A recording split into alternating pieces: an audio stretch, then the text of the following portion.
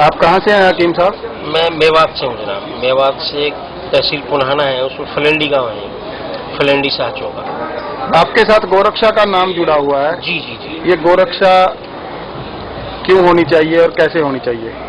जनाब ये दरअसल क्यों होनी चाहिए, क्योंकि गाय के बिना इंसान जीवित ही नहीं रह सकता। सच्ची बात ये है।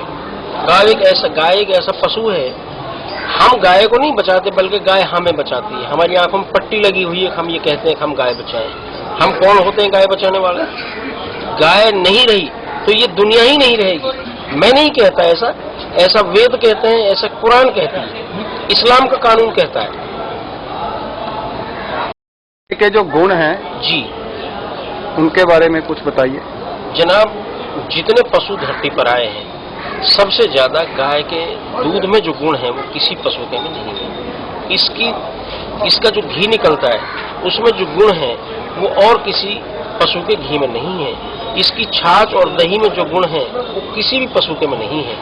यहाँ तक कि इसके गौमूत्र से असाध्य बीमारियों का इलाज भी होता है।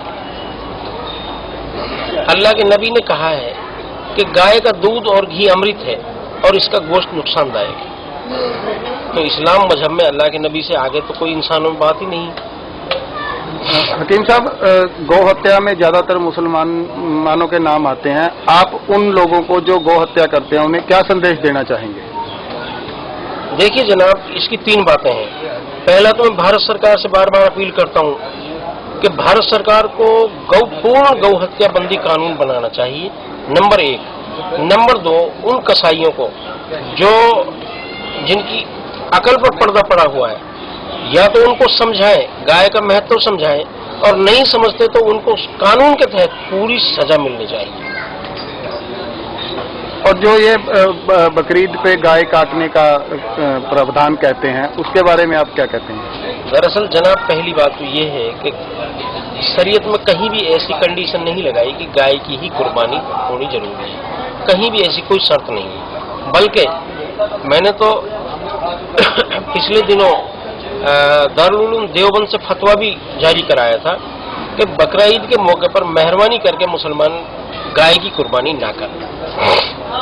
ये तो लालच में, चूंकि गाय कम पैसे में मिल जाती है और भैंस और दूसरे जानवर ज्यादा पैसे में मिलते हैं, इसलिए लालच में लोग इसको ज्यादा करते हैं। तो लालच में आके गाय की हुई कुर्बानी क्या उनकी अल्लाह को कबूल होती है? शरीयत के एतबार से तो चूंकि जो चीज इस तरह चोरी चोरियां होती है, मेरी मौलवियों से बात हुई, ये सही बात ये कि इसका गोश्त वैसे भी जायज नहीं है, और जिसका गोश्त वैसे ही जायज नहीं है इस तरह से चोरी में, तो कुर्बानी की बात कहाँ रह गई? मेहरबानी।